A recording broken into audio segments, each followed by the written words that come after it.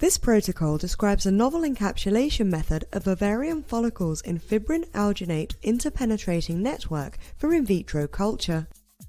Secondary follicle consists of a centrally located oocyte surrounded by several layers of somatic cells which support oocyte development.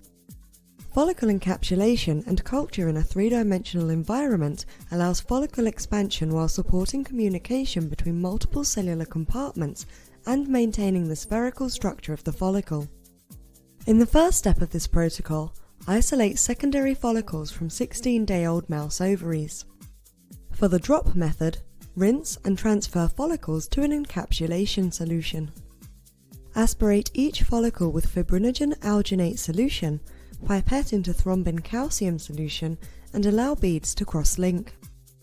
For the parafilm method, transfer individual follicles into drops of fibrinogen-alginate solution on a parafilm-coated glass slide, and add thrombin solution to initiate FA-IPN cross-linking. Then, transfer the encapsulated follicles to a growth media and image the encapsulated follicle in the FA-IPN.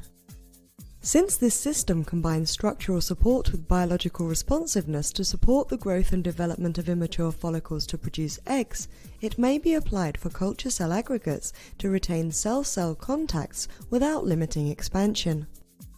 Hello, my name is Lonnie Shea, and through a collaboration with Teresa Woodruff, we've developed a culture system for the in vitro maturation of ovarian follicles.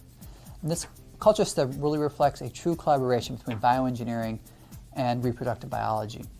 And today, the people who actually developed this culture system are going to present the methods to you.